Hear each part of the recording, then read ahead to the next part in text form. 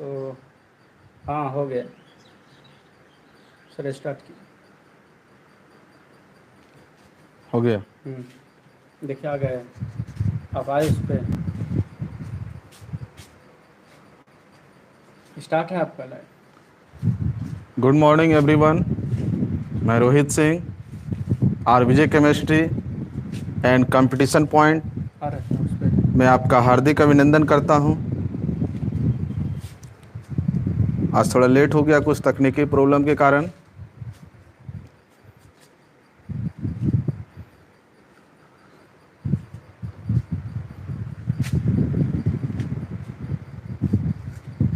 अब सब्सक्राइब। तो स्टार्ट कीजिए। तो चलते हम लोग कल बात कर रहे थे कि शुरू करेंगे कोऑर्डिनेशन कंपाउंड, एक न्यू चैप्टर है।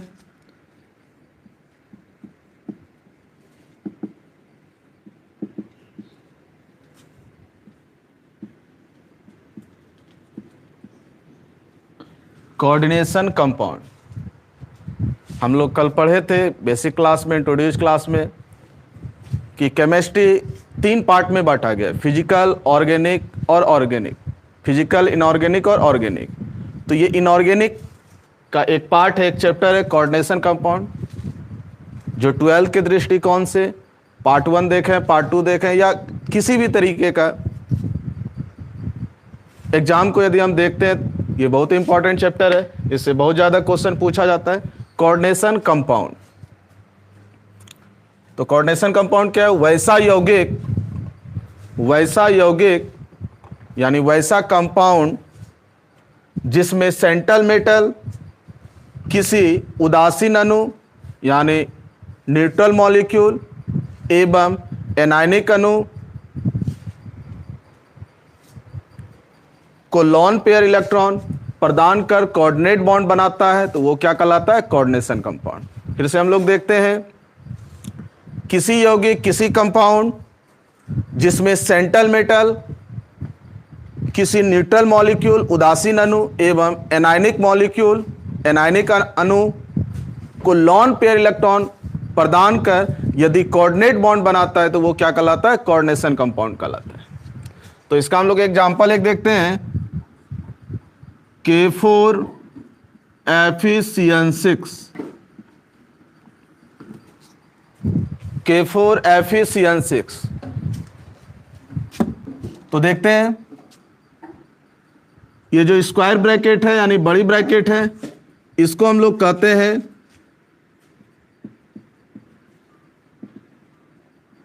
Coordination sphere. Coordination sphere. और ये स्क्वायर ब्रैकेट के बाहर जो भी हो, चाहे लेफ्ट साइड हो या राइट साइड हो, उसको हम लोग कहते हैं काउंटर आयन। लेफ्ट साइड जो होगा वो काउंटर आयन पॉजिटिव होता है, और राइट साइड में जो होता है काउंटर आयन वो निगेटिव होता है। और बड़ी ब्रैकेट के जस्ट बगल में उसको हम लोग कहते हैं सेंट्रल मेटल। फिर से देखते हैं, K4FeCN6, इस स्क्वायर ब्रैकेट को हम लोग कोऑर्डिनेशन स्फीयर के नाम से जानते हैं। और स्क्वायर ब्रैकेट के जो बाहर है, लेफ्ट साइड या राइट साइड, इसको हम लोग कहते हैं काउंटर आयन यानी पॉजिटिव। और राइट साइड में जो है वो क्या कहलाता है? Counter ion negative. और स्क्वायर ब्रैकेट के जस्ट बगल में वो सेंट्रल मेटल, उसके बाद जो रहता है वो कहलाता है लिगैंड। फिर से हम लोग देखते हैं, तो न्यू चैप्टर है कोऑर्डिनेशन कंपाउंड। क्या है कोऑर्डिनेशन कंपाउंड? किसी भी कंपाउंड में, किसी भी यौगिक में उदासीन अणु न्यूट्रल मॉलिक्यूल एवं एनायनिक अणु एनायनिक मॉलिक्यूल सेंट्रल मेटल से लॉन पेयर इलेक्ट्रॉन प्रदान करता है, एक्सेप्ट करता है, तो वो क्या कहलाता है? कोऑर्डिनेशन कंपाउंड कहलाता है। तो देखते हैं आगे, कोऑर्डिनेशन कंपाउंड, कोऑर्डिनेशन कंपाउंड, ये दो टाइप में बांटा गया है।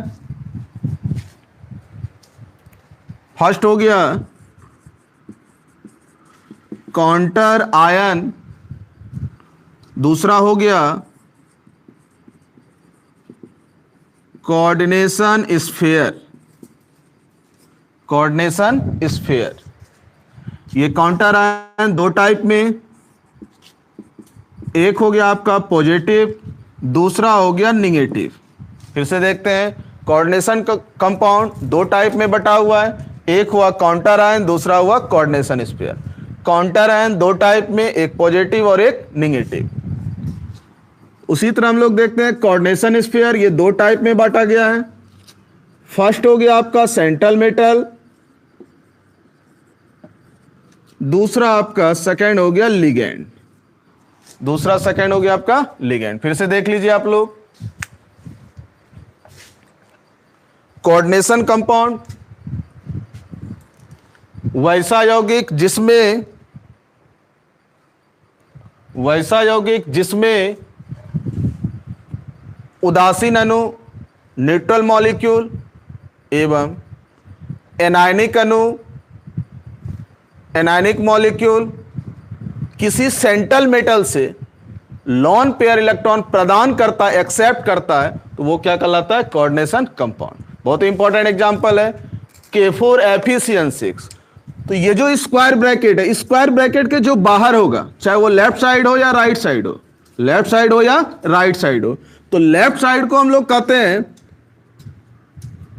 काउंटर आयन में ये क्या होगा? पॉजिटिव, और राइट साइड में जो होगा वो काउंटर आयन का निगेटिव होगा। ये पहचानना बहुत ही जरूरी है, इसके बिना आप पूरा चैप्टर नहीं समझ सकते हैं, क्योंकि आगे हम लोग सीखेंगे इसका आईपेक नेम, और आईपेक नेम समझने के लिए सबसे पहले हमको समझना होगा कौन सा काउंटर आयन है, कौन लिगेंड है, कौन सेंट्रल मेटल है। फिर उसके आगे हम लोग सीखेंगे ऑक्सीडेशन नंबर। और स्क्वायर ब्रैकेट यानी बड़ी ब्रैकेट के जस्ट बगल में जो होगा उसको हम लोग क्या कहेंगे? सेंट्रल मेटल, और उसके बाद जो होगा वो कहलाता है लिगेंड। फिर आगे देखते हैं, कोऑर्डिनेशन कंपाउंड दो टाइप में बांटा गया है, एक काउंटर आयन, दूसरा कोऑर्डिनेशन स्फीयर। काउंटर आयन दो टाइप में, एक पॉजिटिव हुआ, दूसरा निगेटिव। कोऑर्डिनेशन स्फीयर दो टाइप में, एक सेंट्रल मेटल, दूसरा लिगेंड। लिख सकते हैं आप लोग।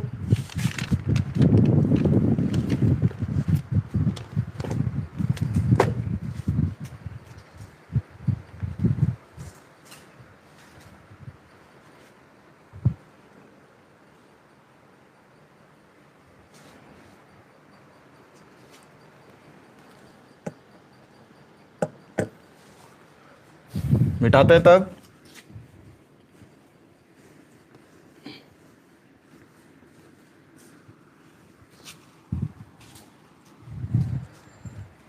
तो हम लोग देखते हैं एक एक करके सारा टॉपिक को हम लोग इंट्रोड्यूस करते हैं।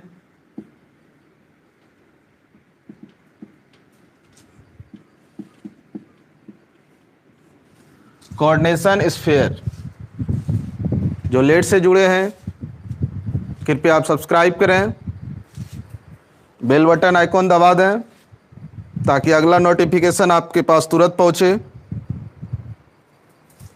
और जो भी प्रॉब्लम हो वो आप कमेंट बॉक्स में कमेंट करें ताकि हम आपको क्लियर कर सकें।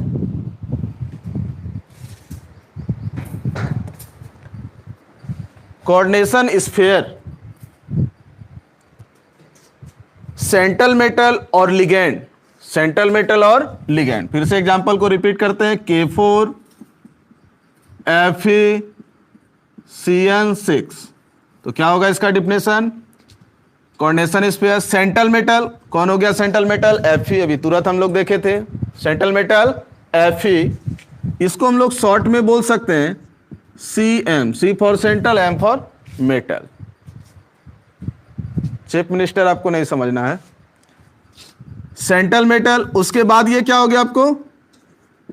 क्या हो गया आपका? लिगेंड। तो क्या होगा इसका डिफिनेशन?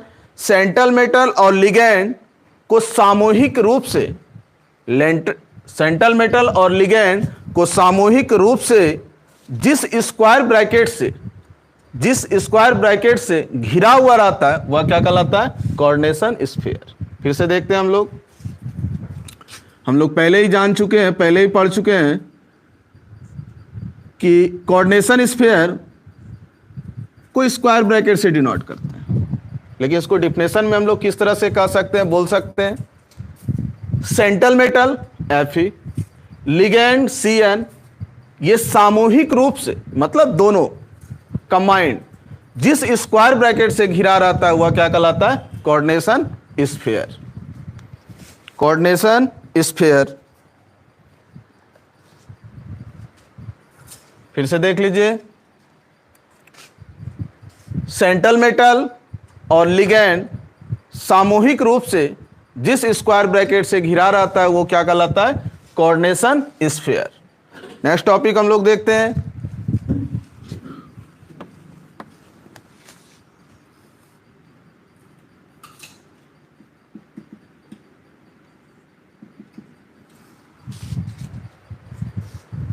आप ज्यादा से ज्यादा समझने का प्रयास कीजिए, लिखने पे ध्यान नहीं देना, वो आपको पीडीएफ के माध्यम से मिल जाएगा।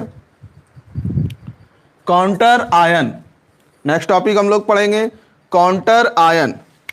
तो कोऑर्डिनेशन स्फीयर के बाहर, फिर से एग्जांपल हम लोग रिपीट करते हैं, K4Fe-CN6 कोऑर्डिनेशन स्फीयर। अभी तुरंत हम लोग पढ़े कि इस बड़ी ब्रैकेट को हम लोग कोऑर्डिनेशन स्फीयर से डिनोट करते हैं। कोऑर्डिनेशन स्फीयर के बाहर कौन है? बाहर K4 यानी K यानी पोटेशियम, वह क्या कहलाता है? Counter ion. कोऑर्डिनेशन स्फीयर के बाहर यानी स्क्वायर ब्रैकेट के बाहर, स्क्वायर ब्रैकेट को क्या कहेंगे? Coordination sphere. तो इस कोऑर्डिनेशन स्फीयर के बाहर, तो बाहर तो ये भी हो सकता है, ये भी हो सकता है, बाहर ये भी हो सकता है, ये भी हो सकता है, यानी लेफ्ट साइड भी हो सकता है, राइट साइड भी हो सकता है। तो लेफ्ट हो या राइट हो, दोनों को हम लोग क्या कहेंगे? Counter ion. दोनों को हम लोग क्या कहेंगे? Counter ion. लेफ्ट साइड में हो या राइट साइड में हो, क्या कहलाएगा? Counter ion. यहां पे नहीं है, लेकिन आपको किसी एग्जांपल में मिल सकता है।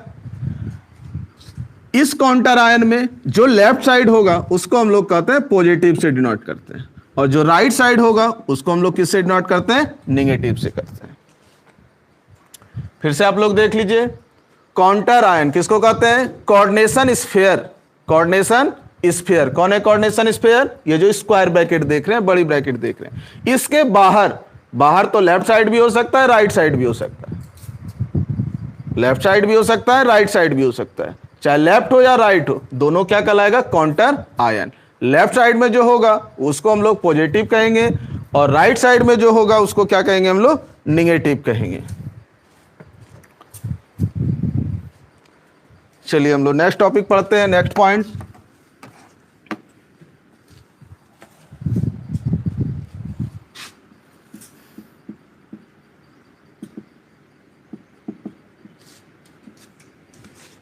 Coordination complex.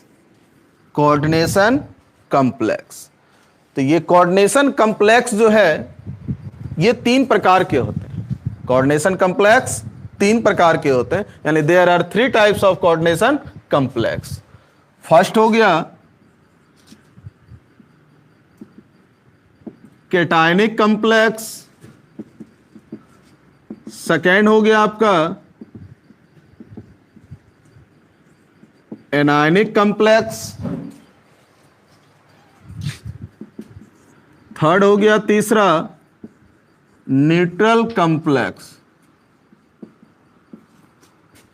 कैटायनिक इसको हम लोग धनायन कहेंगे, और कॉम्प्लेक्स को हम लोग हिंदी में कहते हैं संकुल।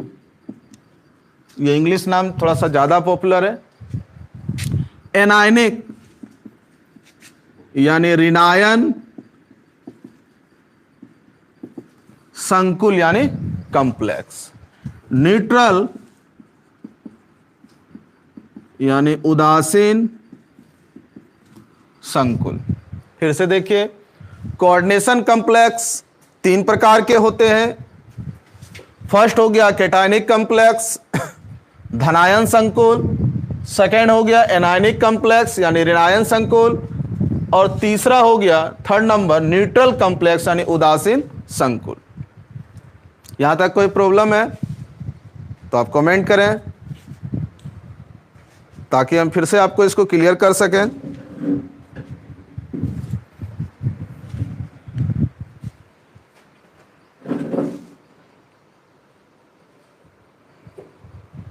धीरज कुमार, इतना लेट कहां थे सर? तो फर्स्ट नंबर देखते हैं cationic complex. Cationic complex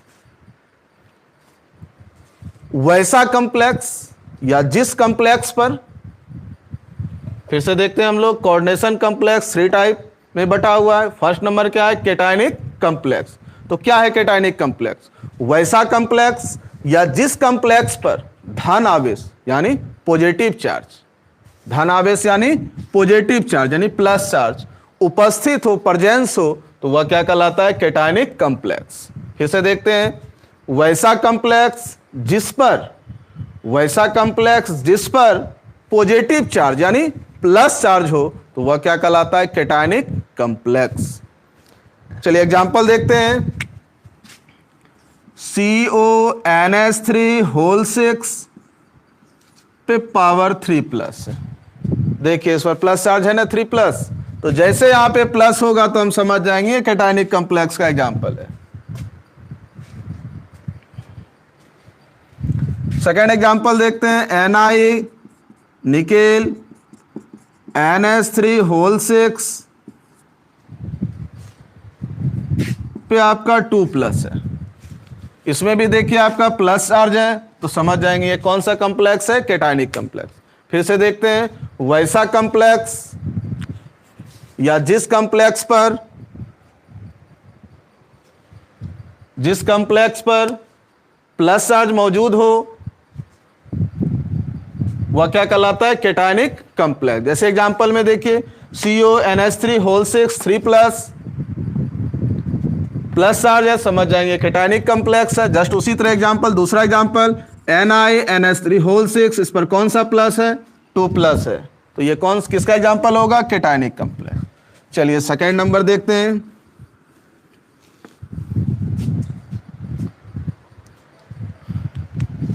second number क्या है? Anionic complex. एनायनिक कॉम्प्लेक्स यानी वैसा कॉम्प्लेक्स, जस्ट उसी तरह वैसा कॉम्प्लेक्स या जिस कॉम्प्लेक्स पर निगेटिव चार्ज हो, वैसा कॉम्प्लेक्स या जिस कॉम्प्लेक्स पर निगेटिव चार्ज हो, वह क्या कहलाता है? Anionic complex. इसका एग्जांपल देखते हैं हम लोग। AgCN2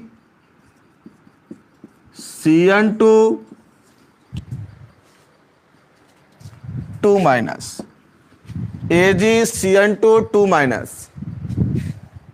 Ag यानी सिल्वर, Cn यानी साइनाइड, आगे हम लोग देखेंगे इसका क्या क्या नाम है। तो AgCN2 पे कौन सा चार्ज है? 2-। तो ये कौन सा कॉम्प्लेक्स हमको ये समझना है, कैटायनिक है, एनायनिक है, न्यूट्रल है। तो मान लीजिए हम कह दिए कि एनायनिक कॉम्प्लेक्स है, तो हम लोग ये सीखेंगे आखिर ये एनायनिक कॉम्प्लेक्स कैसे है। तो अभी तुरंत हम आपको डिफिनेशन दिए। क्या डिफिनेशन दिए? वैसा कॉम्प्लेक्स जिस पर, वैसा कॉम्प्लेक्स जिस पर निगेटिव चार्ज हो, वह क्या कहलाता है? Anionic complex. निगेटिव चार्ज हो, निगेटिव चार्ज प्रेजेंस हो, उपस्थित हो, तो वह क्या कहलाता है? Anionic complex. जैसे देखिए यहां पे निगेटिव है 2-। एक और एग्जांपल हम लोग देखते हैं। FeCN6 3-, FeCN6 3-। देखिए यहां पे भी आपका निगेटिव चार्ज है 3-। तो जैसे आपका निगेटिव देखेंगे, माइनस चार्ज देखेंगे, समझ जाएंगे ये एनायनिक कॉम्प्लेक्स यानी ऋणायन संकुल है। यहां तक कोई प्रॉब्लम? चलिए आगे बढ़ते हैं। थर्ड नंबर देखिए, neutral complex. Neutral complex, neutral complex वैसा कॉम्प्लेक्स जिस पर कोई चार्ज नहीं हो, वैसा कॉम्प्लेक्स जिस पर कोई चार्ज नहीं हो, नो चार्ज, तो वह क्या कहलाता है? Neutral complex. फिर से देखते हैं, वैसा कॉम्प्लेक्स जिस पर कोई चार्ज, वैसा कॉम्प्लेक्स जिस पर कोई चार्ज नहीं हो तो वह क्या कहलाता है? Neutral complex. जैसे एग्जांपल में देखिए, ये एग्जांपल आपका बहुत इंपॉर्टेंट है, ये बार बार आपका रिपीट होते जाएगा। K4Fe6, बताइए इसके माथे पे कोई चार्ज आपको दिख रहा है? नहीं दिख रहा है, तो ये कौन सा होगा? Neutral complex, neutral complex. Next example देखते हैं, NiCO4, NiCO4, इस पर बताइए कोई चार्ज है? कोई चार्ज नहीं है, तो ये क्या कहलाएगा? Neutral complex. चलिए हम लोग तीनों समझ गए, यहां तक कोई प्रॉब्लम?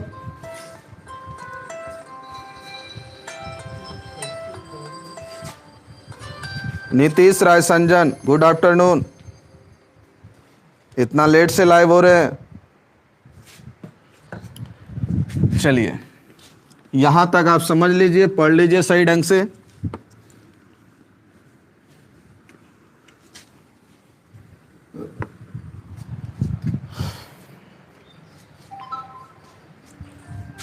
चलिए फिर से एक बार रिपीट कर देते हैं। कैटायनिक कॉम्प्लेक्स यानी वैसा कॉम्प्लेक्स जिस पर प्लस चार्ज हो, पॉजिटिव चार्ज हो, क्या कहलाएगा? Cationic complex. वैसा कॉम्प्लेक्स जिस पर निगेटिव चार्ज हो वह क्या कहलाता है? Anionic complex. वैसा कॉम्प्लेक्स जिस पर कोई चार्ज नहीं हो वह क्या कहलाएगा? आपका न्यूट्रल कॉम्प्लेक्स। तो चलिए आगे हम लोग देखते हैं नेक्स्ट पॉइंट।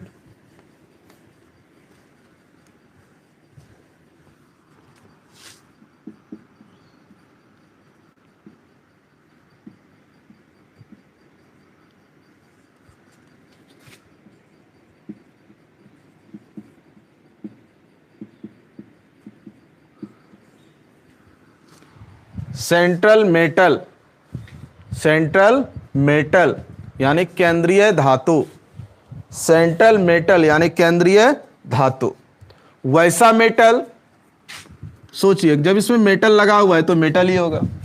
वैसा मेटल जो लिगेंड से लॉन पेयर इलेक्ट्रॉन ग्रहण करता है, एक्सेप्ट करता है, तो वह क्या कहलाता है? Central metal. फिर से एग्जांपल हम लोग लेते हैं, K4Fe6।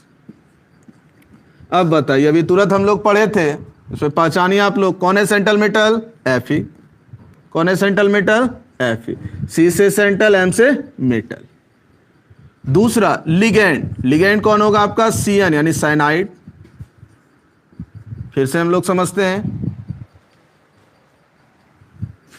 वैसा मेटल जैसे Fe।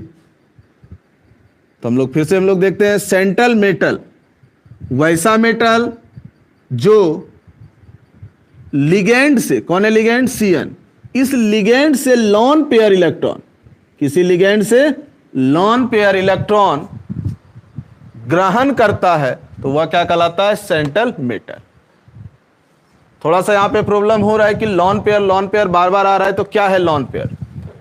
लॉन पेयर एक ऐसा पेयर इलेक्ट्रॉन है, एक ऐसा जोड़ा इलेक्ट्रॉन है जो साझा में भाग नहीं लेता है। हम लोग ऐसे समझ सकते हैं, जैसे मान लीजिए मेरे पास अभी पैसा है या बैंक के पास पैसा है और किसी को जरूरत पड़ गया तो वो बैंक के पास जाता है, तो वो बैंक उसको क्या देता है? लोन देता है, यानी बैंक के पास क्या है? ज्यादा है। उसी तरह से यहां पे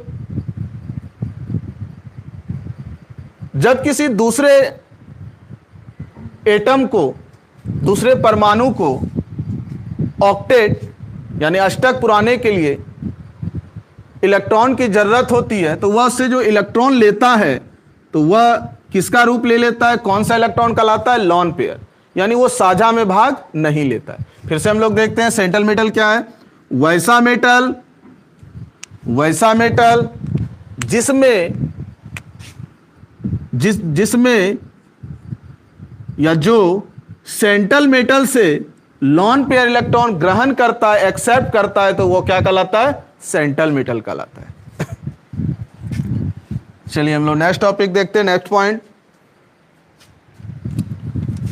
तो इस सेंट्रल मेटल में, इस एग्जांपल में सेंट्रल मेटल कौन है? K4Fe6 में Fe। अब आगे हम लोग देखते हैं लिगेंड। नेक्स्ट पॉइंट हम लोग देखते हैं लिगेंड। उल्टा डिफिनेशन है, वैसा परमाणु या परमाणु का समूह, वैसा परमाणु या परमाणु का समूह। अभी जो इस एग्जांपल में हम लोग देखे कि Fe(Fe)CN6 में लिगेंड कौन है? Cn। लिगेंड कौन है? Cn।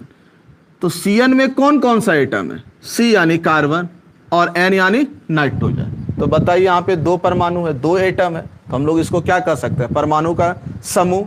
समूह किसको कहते हैं? जब एक से ज्यादा हो, यानी दो या दो से अधिक हो। फिर से देखते हैं हम लोग, लिगेंड क्या है? वैसा परमाणु, यानी अकेले भी हो सकता है या समूह में भी हो सकता है। वैसा परमाणु या परमाणु का समूह, अकेले भी हो सकता है या किसी या समूह के रूप में भी हो सकता है। फिर से देखते हैं हम लोग, वैसा परमाणु या परमाणु का समूह जो सेंट्रल मेटल से, सेंट्रल मेटल कौन हुआ? Fe, इससे लोन पेयर इलेक्ट्रॉन क्या करता है? प्रदान करता है। देखिए यहां पे सेंट्रल मेटल में ये इसको दे रहा है और यहां पे क्या है? सेंट्रल मेटल से ले रहा है, तो यह क्या कहलाता है? लिगेंड कहलाता है। वैसा परमाणु या परमाणु का समूह जो सेंट्रल मेटल से लोन पेयर इलेक्ट्रॉन प्रदान करता है, तो वह क्या कहलाता है? लिगेंड कहलाता है। अब हम लोग आगे देखते हैं,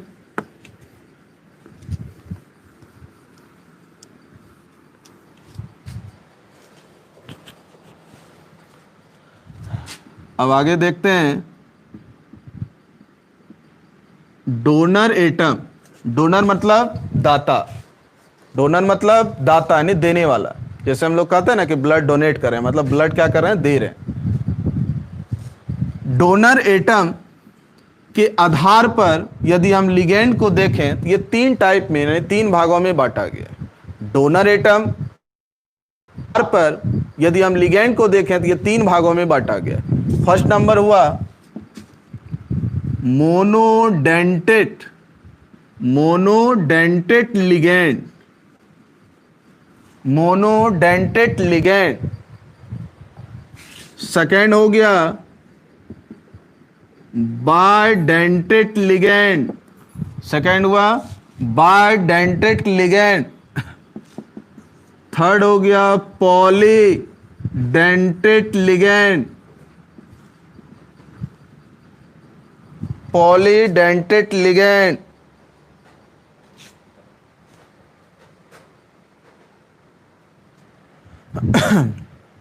फिर से देखिए, डोनर एटम के आधार पर लिगेंड तीन प्रकार के होते हैं। डोनर एटम के आधार पर लिगेंड तीन प्रकार के होते हैं। There are three types of ligand on the basis of donor atom. There are three types of ligand on the basis of donor atom. First, number एक monodentate ligand, second bidentate ligand, third polydentate ligand. तो monodentate, देखिए monodentate ligand, तो हम लोग इसका क्या definition कहेंगे? वैसा लिगेंड जिसमें एक डोनर एटम हो। अभी तुरंत हम लोग पढ़े कि डोनर एटम के आधार पे हम लोग लिगेंड को बांट रहे हैं, लिगेंड का क्लासिफिकेशन कर रहे हैं, तो डोनर ही हम लोग देखेंगे। वैसा लिगेंड जिसमें एक डोनर एटम मौजूद हो या उपस्थित हो, प्रेजेंस हो, तो वह क्या कहलाता है? Monodentate ligand. वैसा लिगेंड जिसमें एक डोनर एटम उपस्थित हो, तो वह क्या कहलाता है? Monodentate ligand. अब ये एक डोनर एटम क्या है, जरा सा देखिए। जैसे एग्जांपल में देखिए, हम लोग लेते हैं NH3 एक लिगेंड है। अभी आपको पता नहीं चल रहा है, आगे हम लोग लिगेंड का हम लोग टेबल बनाएंगे, कौन कौन सा पॉजिटिव है कौन निगेटिव है, सारा हम लोग आगे पढ़ेंगे। तो NH3 लिगेंड है। अभी तुरंत हम लोग देखे थे CN भी एक लिगेंड है। तो ये CN जो लिगेंड है, अब सोचिए इसमें कितना एटम है, 2 एटम है, C for carbon, N for nitrogen. तो यदि मान लीजिए इसमें ये भी इलेक्ट्रॉन को डोनेट करता है, मतलब देता है, और ये भी इलेक्ट्रॉन को डोनेट करता है, फिर से देखिए CN साइनाइड, CN यानी साइनाइड, इसमें कितना एटम है, 2 एटम है, C यानी कार्बन, N यानी नाइट्रोजन।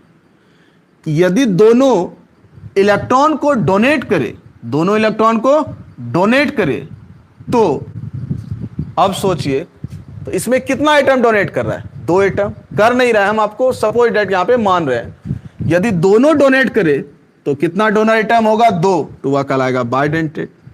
यदि इस दोनों में मान लीजिए कोई एक ही, इस दोनों में मान लीजिए कोई एक ही इलेक्ट्रॉन को डोनेट करता है, तो वह क्या कहलाता है, बाइडेंटेट लिगेंड। फिर से देखिए एक बार, यदि इस दोनों में कोई एक ही इलेक्ट्रॉन को डोनेट करता है, इस दोनों में यानी C और N में यदि कोई एक ही इलेक्ट्रॉन को डोनेट करता है, तो इसमें डोनर एटम कितना हुआ, 1 हुआ, तो ये क्या होगा, मोनोडेंटेट। अब इस दोनों में देखिए, इसमें देखिए NH3 में अमोनिया, कौन कौन एटम है, N है और H है। इस दोनों में यदि कोई एक एटम इलेक्ट्रॉन को डोनेट करे तो मोनोडेंटेट, दोनों यदि कर दे तो क्या हो जाएगा, बाइडेंटेट। तो सिंपल डिफिनेशन है इसका, वैसा लिगेंड जिसमें कोई एक डोनर एटम, मतलब उस लिगेंड में कोई एक परमाणु, कोई एक एटम इलेक्ट्रॉन को देने वाला होगा, डोनेट करने वाला होगा, तो वह कहलाएगा मोनोडेंटेट। उसी प्रकार बाइडेंटेट, वैसा लिगेंड जिसमें 2 डोनर एटम होगा, यानी 2 एटम इलेक्ट्रॉन को डोनेट करने वाला होगा, देने वाला होगा, तो वो क्या कहलाएगा, बाइडेंटेट लिगेंड। वो क्या कहलाएगा, बाइडेंटेट लिगेंड। अब पॉलीडेंटेट लिगेंड किसको कहते हैं, फिर से देखिए, डोनर एटम के आधार पर, किसके आधार पे, डोनर एटम के आधार पे लिगेंड 3 प्रकार के होते हैं। लिगेंड को 3 भागों में बांटा गया।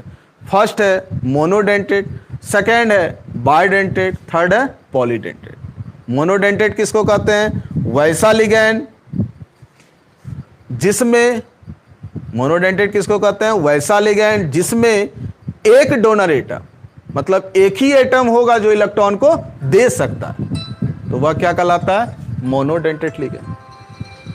सेकेंड क्या हुआ, वैसा लिगेंड जिसमें 2 डोनर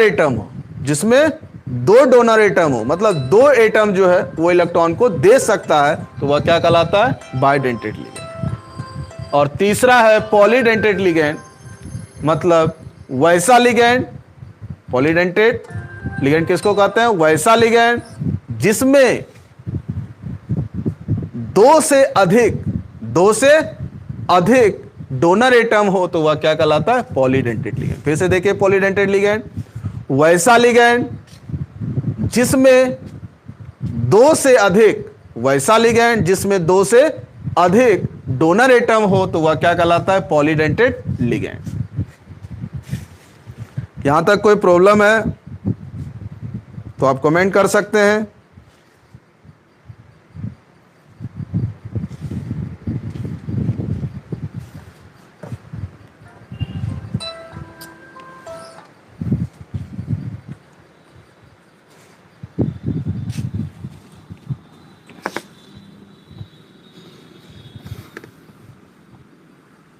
कोई प्रॉब्लम नहीं है आप यहां तक,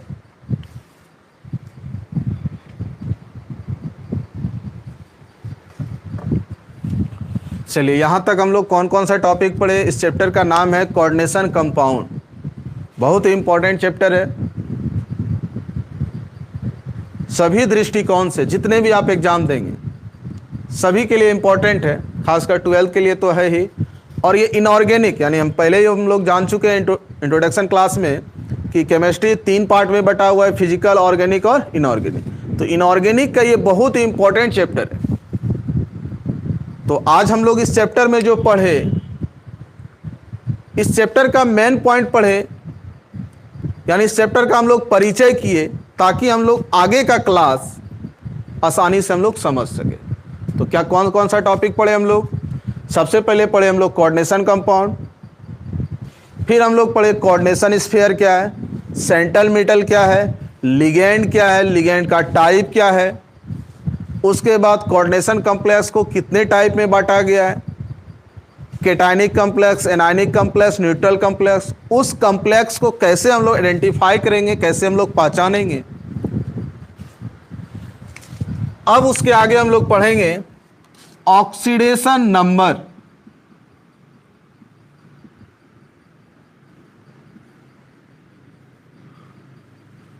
ऑक्सीडेशन नंबर, ऑक्सीकरण संख्या। ये टॉपिक आपका 11th का है, थोड़ा मोड़ा आप 10th में भी पढ़े होंगे। तो जो लोग 11th नहीं पढ़े हुए हैं उन लोग को भी हम बताएंगे ऑक्सीडेशन नंबर क्या है, कैसे निकाला जाता है। तो जब तक हम लोग इस टॉपिक को, इस पॉइंट को हम लोग नहीं पढ़ेंगे ऑक्सीडेशन नंबर, तब तक हम लोग आगे का चैप्टर नहीं समझ सकते। तो आज जितना भी आपको हम क्लास में पढ़ाएं वो आप फिर से कल पढ़ के आइए, और कल हम आपका एक ये न्यू टॉपिक शुरू करेंगे, ऑक्सीडेशन नंबर। मेरा प्रयास रहेगा आपको बेहतर से बेहतर शिक्षा देने का। धन्यवाद। बंद कीजिए सर।